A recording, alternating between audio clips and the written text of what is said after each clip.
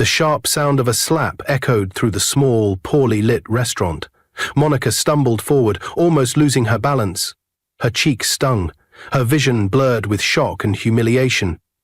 The entire room fell silent for a second, as if even the ceiling fan stopped spinning just to witness the disgrace. Laughter broke out, loud, cruel, and mocking. 3 young men sat near the window, their flashy suits doing little to cover the ugliness of their behavior. One had just slapped Monica's backside as she turned away from taking their orders.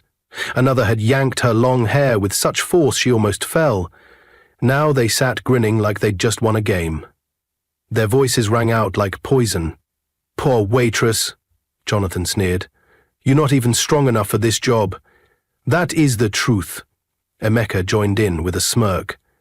"How will you now satisfy customers that want extra service in the private rooms, huh?" Their laughter roared through the restaurant again. Monica was still on the floor, stunned. The tray had crashed beside her. Her hair was messy, her knees scraped, but worse than all that was the feeling in her chest, the deep ache. She wasn't angry yet. She was heartbroken. And then it got worse. From behind the counter, Madame Adana, the restaurant owner, snapped, "Will you get up and stop embarrassing this place, Monica? Customers are always right. Or are you too weak for this $30 job too?" The words cut deeper than the slap. But just as Monica tried to rise, her eyes caught someone standing slowly from a corner table, a man in a brown checkered shirt with glasses and kind eyes. He had been quietly eating alone. Now his face was tight with fury.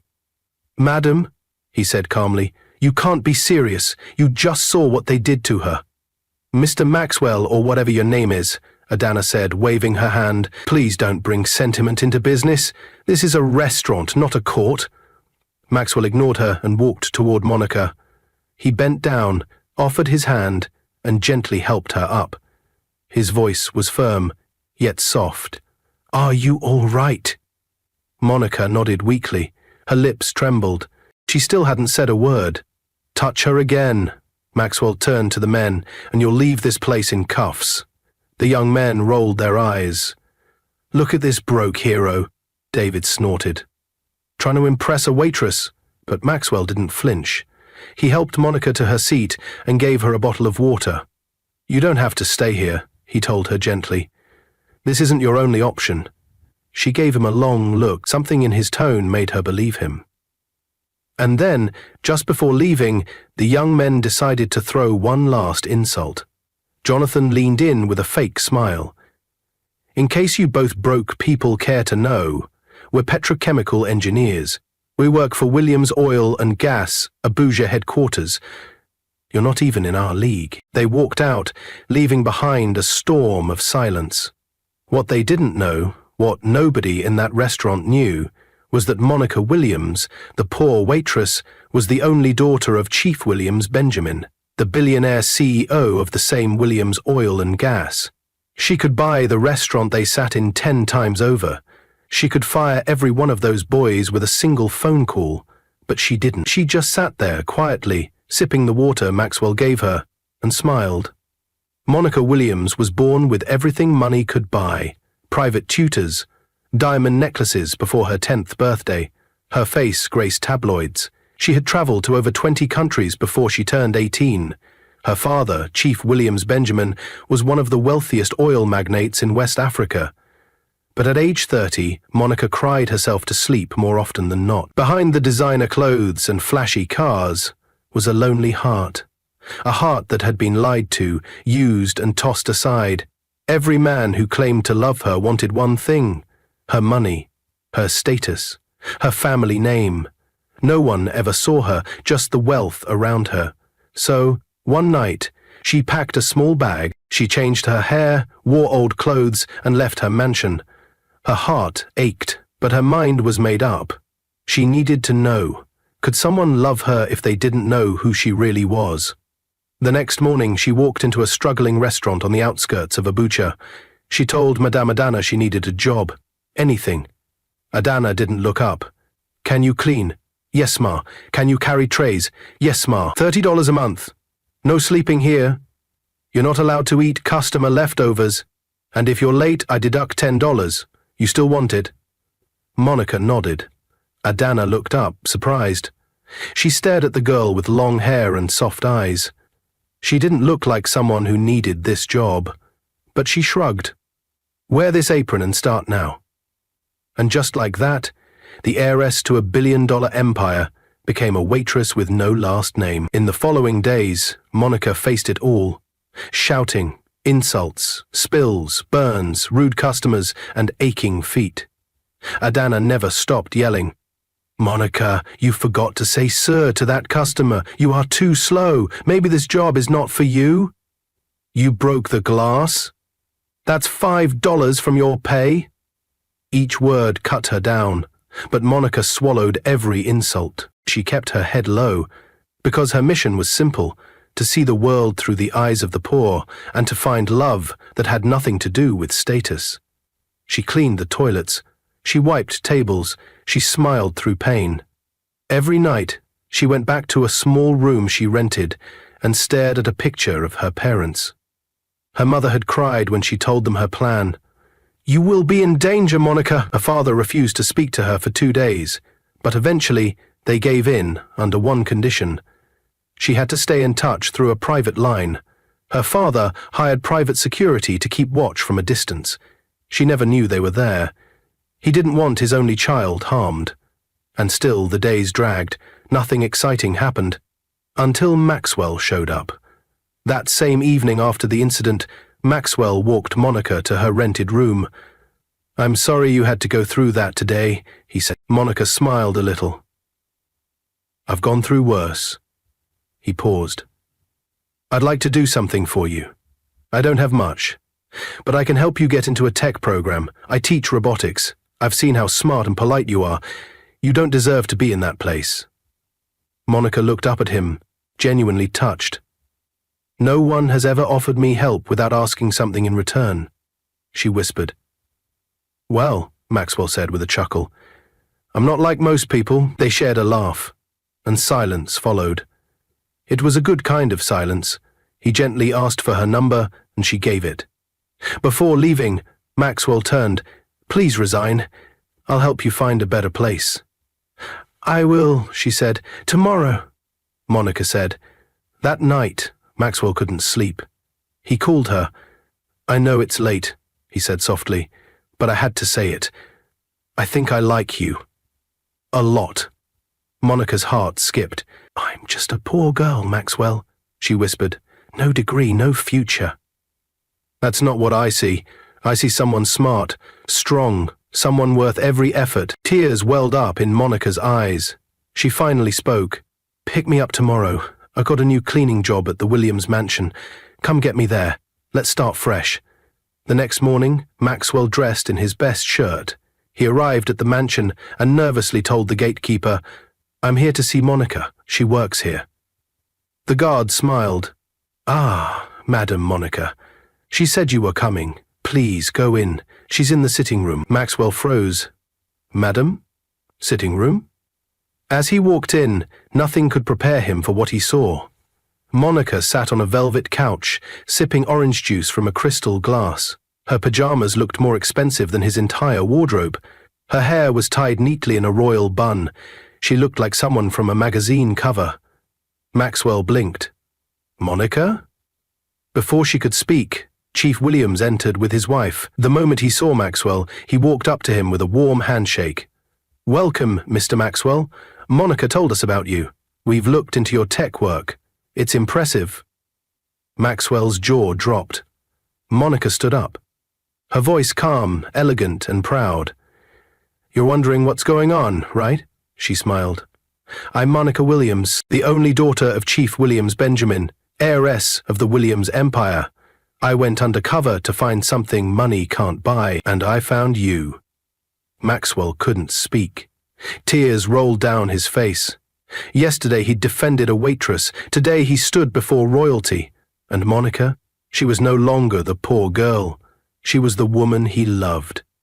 Maxwell sat frozen, the weight of Monica's truth pressing down like 1,000 bricks. The giant chandelier above them twinkled, the smell of lavender and luxury floated in the air, but Maxwell felt like the floor might give way beneath him. Monica, now standing, walked over and held his hand. Her touch was calm, reassuring. "I didn't lie to hurt you," she said gently. "I wanted to find someone who could see me for me. Not the company, not the wealth, not the name or fame." Chief Williams stepped forward with a knowing smile. "Believe me, young man, I tried to stop her from doing this undercover poor girl experiment, but it turns out she was right. She found something priceless." Maxwell glanced down, still overwhelmed. I'm just a robotics teacher. I live in a 2-bedroom flat. I have student debt. I don't belong here." Chief Williams chuckled. "Maxwell, wealth doesn't make someone belong. Integrity does." Monica knelt beside him, took his hands in hers. "You made me feel seen, protected, even when I was nothing but a low-paid waitress. That's all I ever wanted. I want us to build something real, if you're willing." Maxwell's lips quivered as tears welled up again. He managed a whisper. "Then I'm all in." Monica wasted no time. She asked her father for a quiet favor. At the Williams Oil and Gas Abuja headquarters, a formal HR email went out. "Jonathan Uche, David Bello, and Emeka Johnson report to the executive floor at 11 o'clock a.m. sharp." The 3 young men were already laughing in the break room. "Bro, last night's party was mad," Jonathan boasted. "There are some fine girls there." "Unlike that clumsy waitress." David leaned back. "I still can't believe that idiot Maxwell defended her. Waste of a man." Emeka smirked. "Broke guys always fall for broke girls. They are perfect match." At 10:55 a.m., they strutted into the executive lobby, laughing. But the moment they stepped into the meeting room, their laughter died. Sitting at the head of the table was Chief Williams himself, and beside him, Monica, dressed elegantly. She looked nothing like the waitress they humiliated. She wore a fitted navy blue suit, diamond earrings, and a cold, unreadable expression. Her posture alone screamed power. "Good morning, gentlemen," Chief Williams said evenly. "Good morning, sir," they stammered. David's voice cracked.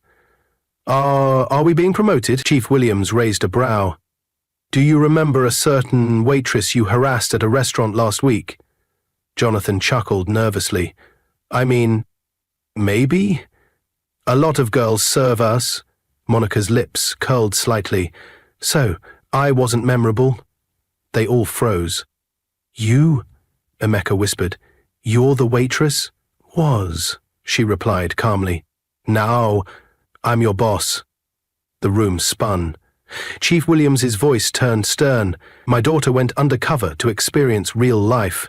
What she found instead was abuse, disrespect, and shame, brought on by people representing this company." Jonathan dropped his phone. "We're sorry," David stuttered. "We didn't know." "You shouldn't need to know someone's status to treat them like a human being," Monica snapped. Chief Williams nodded.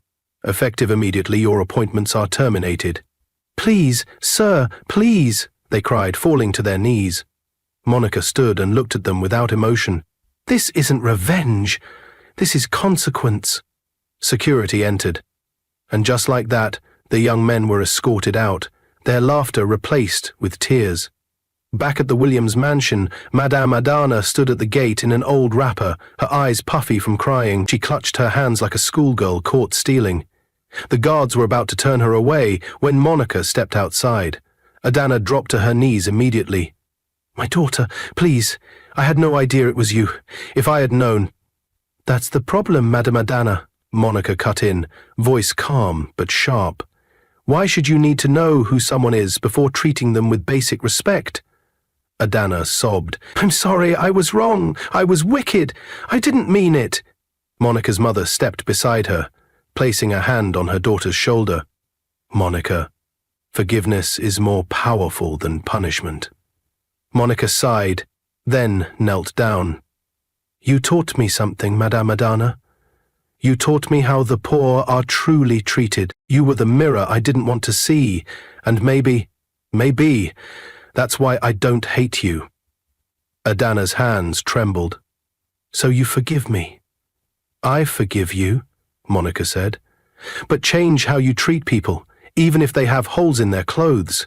"Yes, I swear." "Thank you," Adana cried. Monica helped her up. Sometimes forgiveness makes more noise than revenge ever can. 1 week later, Monica and Maxwell stood on the rooftop of her father's mansion, gazing over the city lights. She wore a soft, flowing gown. He wore a modest button-up shirt.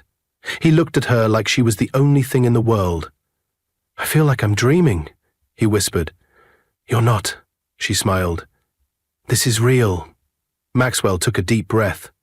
"Monica, I want to walk this life with you. Whether you're a waitress or a billionaire, whether we live in a mansion or a mini-flat, I just want you." He dropped to one knee. Monica gasped, her hand flying to her mouth.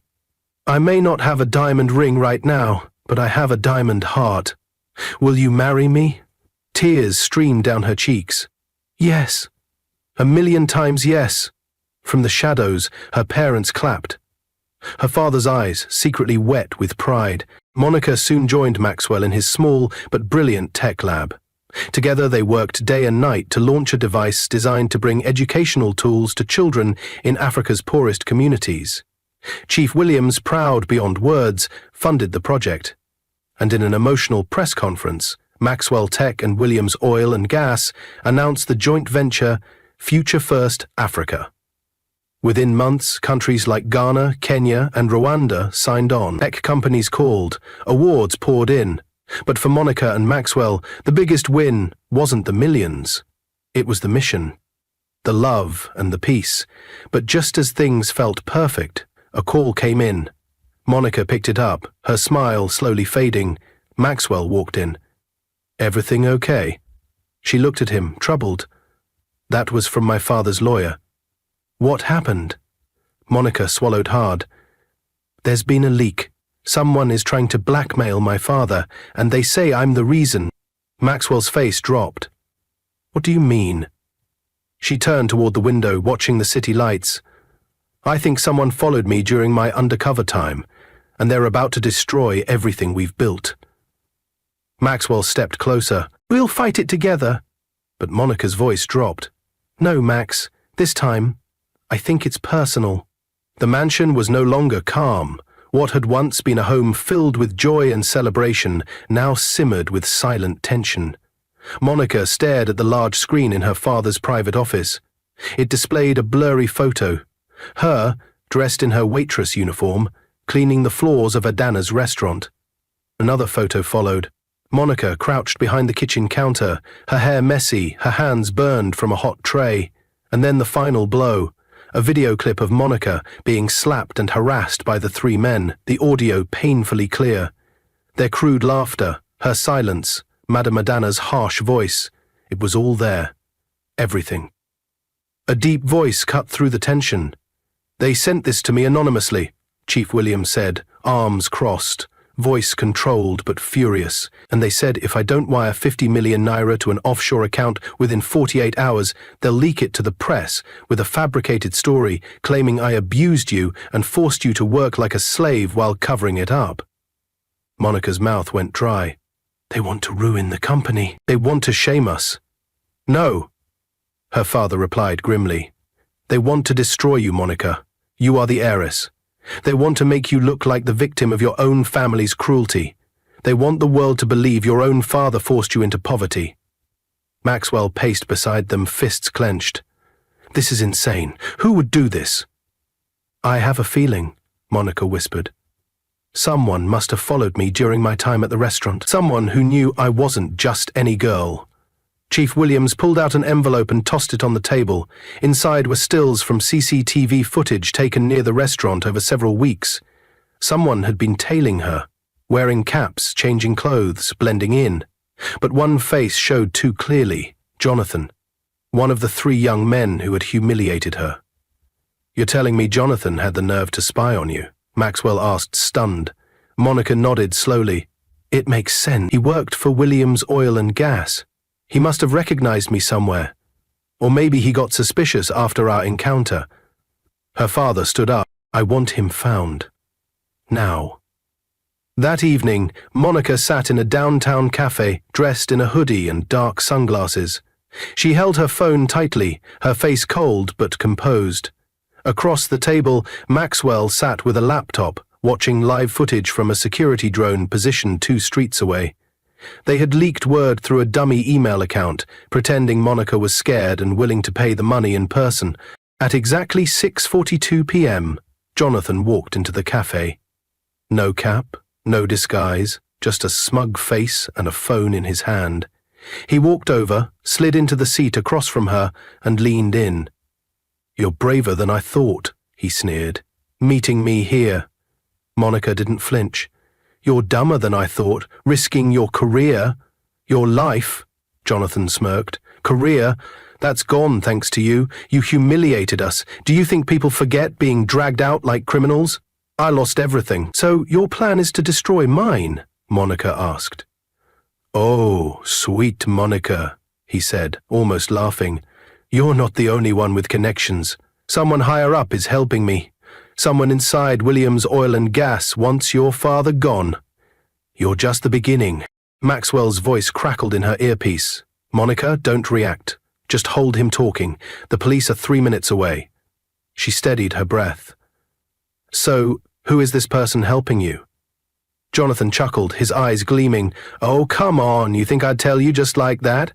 But then he leaned closer and whispered, "You know the name, Monica. We all do. He's been watching you since you were 16. Suddenly, Monica froze. A name flickered through her memory, a former executive her father fired years ago for financial misconduct. A man who once tried to partner with her father and was humiliated in front of the board when the deal fell apart. A man whose own son. No. Monica's eyes widened. "You mean Mr. Dunladi?" Jonathan smirked. "I didn't say anything." And just then, police burst in. The cafe doors burst open. Jonathan tried to run, but 2 plainclothes officers tackled him to the ground. It was over. Back at the mansion, Monica's parents listened carefully as she explained what Jonathan had revealed. "Mr. Dunladi is back," Chief Williams muttered, pacing. "I knew he'd try something someday, but I didn't expect this level of cunning." Monica looked shaken. "He was always too ambitious. And bitter. When you fired him, didn't he say something like, 'Your daughter will one day pay for your arrogance'?" Her father nodded. "That day was 11 years ago." Maxwell asked quietly, "But why now?" Her mother responded, "Because Monica is finally being seen in public again. After years of staying quiet, she's suddenly active, running campaigns, launching new projects. She's visible again. And he wants to destroy her image before she can rise," Chief Williams added. The next morning, newspapers carried a different story. Hero waitress turned heiress catches corporate blackmailer. The public was in awe. But inside the walls of an empty skyscraper in Lagos, a man in a grey suit watched the headlines. His fingers tapped the glass desk slowly. His eyes were sharp, calculating. "Mr. Dunladi." "Congratulations, Monica," he said to himself with a smile. "You win the first round. But this is just the beginning." Later that night, there was a glimmer of hope. Monica stood on the balcony of her room, her arms crossed. Maxwell joined her quietly. "Do you think it's over?" she asked. "No," he said honestly, "but I think you just won the first battle." Monica turned to him. "If I had told you the truth about who I was in the beginning, would you have stayed?" Maxwell didn't even hesitate. "I didn't fall in love with your name. I fell in love with your kindness, your heart, the way you cried in the back room after being insulted, and still got up to serve the next customer." Monica smiled, tears gathering. He continued, "It wasn't your wealth that made you special. It was your ability to remain humble through it all. I loved the woman behind the apron." She leaned on him. "And now the girl behind the empire loves you back." But just as they exhaled, Monica's phone buzzed. It was from the Williams Oil and Gas internal server. A new video had been uploaded anonymously, and it was already spreading. Maxwell looked over her shoulder. His face fell. On the screen was a doctored video showing Monica throwing money at restaurant staff and laughing cruelly. It wasn't real, but it looked real enough. "Maxwell," Monica whispered, panic rising. "This is bad." Her voice cracked. "They're trying to turn the public against me." Maxwell's fists clenched. "Then we fight harder." Monica turned toward the window, a storm now brewing in her eyes. "They wanted war," she said slowly. "They'll get it." The video exploded online. Across Nigeria and even parts of East Africa, the doctored clip of Monica went viral. In it, she was seen laughing heartlessly, throwing money at the feet of restaurant workers who cowered in the corner. Her voice had been altered to say, "This is what you deserve, you peasants." By morning, hashtags were trending. Monica the bully, William's empire exposed, spoilt heiress gone mad. Headlines screamed accusations. Billionaire daughter disrespects the poor. Is this the real Monica? From waitress to witch? Viral video sparks outrage. And Monica, she sat in her room, staring at her screen. Her chest tightened with each new headline. "This is not me," she whispered. "This is not who I am." Maxwell was already in action, coordinating with their in-house tech security team, calling trusted journalists, trying to trace the source of the leak. But public opinion had turned fast. Even international blogs picked up the story. Some former acquaintances and socialites began adding fuel to the fire, saying things like, "I always knew she looked down on people. This is who she truly is." Inside Williams Oil and Gas headquarters, Chief Williams had called an emergency board meeting. The mood was tense. Investors were jittery. Brand partners were threatening to withdraw. Charities funded by the company were receiving angry emails from the public. "Monica must release a statement," one board member insisted. "If she doesn't, this company may fall." Chief Williams slammed the table. "My daughter was framed. You all know the kind of person she is, but the world doesn't." Another barked. "In the public eye, perception is reality." The room erupted in heated debate. Monica watched from behind the glass, unseen. Her fingers curled into fists. She wasn't just angry. She was heartbroken. Not because people doubted her, but because evil was winning. And she wasn't going to allow it. Meanwhile, the trap deepens. In an abandoned office in Lekki, Mr. Danladi was on a private call.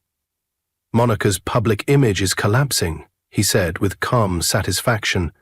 "One more push and she'll lose her credibility forever." The voice on the other end crackled. "Are you sure this is enough to destroy her father too?" "Trust me," Danladi smiled. "Once the world sees Monica as arrogant and power-drunk, people will begin to ask, what kind of father raised her? The Williams name will crumble, slowly, surely." He hung up and turned toward the shadows. Behind him stood a familiar figure. "Jonathan." "Was the deep fake convincing enough?" Jonathan asked. Danladi smiled. "Almost too real. You've done well." But Jonathan was uneasy. "What if she proves it's fake?" Danladi's eyes glinted. "She'll try. But by the time she does, the damage will already be done." Later that night, Monica stood on the rooftop with her parents and Maxwell. She was silent for a long time, then finally spoke. "I want to hold a press conference tomorrow." Her mother's eyes widened. "Are you sure, darling? The media will rip you apart." "I won't defend myself," Monica replied. "What?" Chief Williams snapped. "You must defend yourself." She looked at him. "Let me finish, Daddy. I won't defend myself with words. I'll do it with proof." Maxwell stepped forward. "We traced the IP address of the uploader. It came from a private server connected to Danladi's offshore companies." Her father's eyes narrowed. "So, it's time." Monica nodded. "It's time." Dozens of media houses gathered at the Williams Tech Auditorium the next day. The room was packed. Cameras pointed toward the stage. Commentators whispered. Monica walked out in a simple white suit, no makeup, no jewelry, just her, calm and real. She stood before the microphone and let the silence hang. Then she spoke. A video is circulating online, a video of me doing something I've never done, singing words I've never said. She paused. The crowd watched, some skeptical, some waiting to be convinced. I won't tell you it's fake, she continued. I'll show you. The screen behind her lit up. Side-by-side comparisons of the viral video and her real footage from the restaurant security cameras. Audio waveforms, timestamps, analysis reports from international digital forensic labs confirming it was a deepfake. Journalists gasped. The crowd shifted in stunned silence. And then Monica dropped the hammer. My father's former partner, Mr. Dan Laddie, who was dismissed 11 years ago for embezzlement, is behind this. And as of this morning, we have filed a full lawsuit against him for blackmail, cyberterrorism, and defamation. The reporters exploded with questions. Monica raised a hand. I went undercover because I wanted to feel what the average Nigerian feels. I wanted to understand humility, suffering, and truth. I didn't do it for a story. I did it because I was tired of not knowing who I really was outside wealth. She looked straight into the cameras. I was a waitress, and I was humiliated. And still, I found love. I found kindness. From people like Maxwell, from people who had nothing to gain from me. And then she smiled. I have nothing to hide, and I have nothing to prove, except the truth. The room erupted in applause. By evening, the hashtags had changed. We stand with Monica, truth over lies, Monica the brave. The deepfake expose became a national conversation. Activists, feminists, and tech professionals rallied behind her. Cyber experts were invited to TV stations to explain deepfakes. A bill was proposed in the National Assembly to regulate the use of AI and protect people from what Monica suffered. Even the president released a statement applauding Monica's bravery. Mr. Dan Laddie, meanwhile, had gone underground. But the law was closing in. Monica and Maxwell were walking out of a charity event one night. Security was tight, but somehow, someone slipped through. A man stepped forward. It was Emeka, one of the original 3 bullies. He looked thinner, desperate, eyes bloodshot. Monica, please, he whispered. They're coming for you next. Dan Laddie has more videos, more plans, and he's not alone. There's someone inside your company feeding him everything. Monica froze. What are you talking about? Emeka shook his head rapidly. I can't say more. If he knows I warned you, I'm dead. Just watch your back. He said the next move will destroy your entire family. And then he disappeared into the crowd. Monica stood still. Maxwell held her shoulders. A traitor inside. More plans? Her family in danger? She turned to Maxwell. This isn't over, she said quietly. Not yet. Monica couldn't sleep that night. Emeka's warning replayed in her mind like a haunting melody. Someone inside your company is feeding him everything. At 2:47 a.m., she was still wide awake, sitting cross-legged on the floor of her bedroom, files scattered around her. Maxwell joined her, his eyes heavy with sleep, but his heart alert. We need to start from the inside, Monica said firmly. Every department, every division, every person who had access to those private meetings. Then we'll start now, Maxwell replied. And they did. By morning, the investigation had begun. Quiet, careful and strategic. Chief Williams assembled a small, trusted team. The head of cybersecurity, a former DSS officer on retainer, and a private forensic analyst flown in from Kenya. They traced all employee communications over the past 3 months. It didn't take long. The mole was someone no one expected. Chika, Monica's long-time personal assistant. The same woman who helped her adjust her apron during her undercover waitress job. The same one who comforted her after her first day of humiliation. The same one who pretended to care. When confronted, she cracked fast. Tears poured down her face. I didn't want to hurt you, Chika sobbed. I was blackmailed. He threatened my family. Chief Williams stood like stone. You leaked Monica's undercover footage? Chika nodded. Yes, but I didn't know he would go this far. He paid me at first, then he started sending threats. He said if I stopped helping him, he'd ruin me. Monica looked at her, quiet, calm. And you didn't think to come to us? I was afraid, Chica screamed. Maxwell stepped forward. Did he say what his next move was? Chica hesitated, then said something that sent chills through the room. He has a secret file. He called it The Fall of the Williams Empire, and it's set to go live in 48 hours.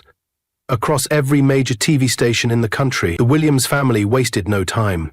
With the evidence from Chica, they alerted the National Cyber Crimes Unit, but the team agreed legal processes alone wouldn't be fast enough to stop the broadcast. Someone had to go in. That someone was Monica. She had a plan. It was bold, risky, and dangerous. She'd called Dan Laddie, tell him she wanted to negotiate, offer him a public apology and a large settlement in exchange for deleting the file and walking away. He wouldn't resist, because Dan Laddie's weakness was pride. The meeting was set at a private luxury hotel in Victoria Island. Monica entered the penthouse suite wearing all black, flanked only by Maxwell and 2 undercover security agents. Dan Laddie stood by the window, wineglass in hand. His eyes were gleaming. I must admit, he said, you are braver than I thought. I didn't come to fight, Monica replied, cold. I came to save my family name. He smiled like a snake. Good, because if this file drops, the entire country will turn against your father. The oil contracts, the international licenses, they'll all vanish. 1 click, Monica. That's all it takes. Monica nodded.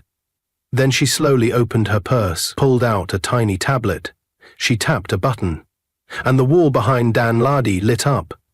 A hidden projector revealed a live screen recording of Dan Laddie's own device, being hacked in real time. What? What is this? He snapped, turning. Monica walked forward. You made one mistake, she said coolly. You underestimated me. Dan Laddie's eyes went wide. She continued, you thought I was just the heiress, the spoiled girl, but I'm also the co-founder of Future First Africa, the most advanced educational tech system on the continent. You think I wouldn't have the tools to trace your every move? Dan Laddie lunged for his phone, but it was too late. Monica's team had accessed everything. Emails, blackmail files, bank transfers, voice recordings, every plan, every threat. And one more thing, a pre-recorded confession from Chica played loudly through the hotel speaker system. Dan Laddie froze. Maxwell stepped forward. The police are downstairs. You're done. For the first time, Dan Laddie looked afraid. Dan Laddie was arrested on charges of cyber-terrorism, blackmail and corporate espionage.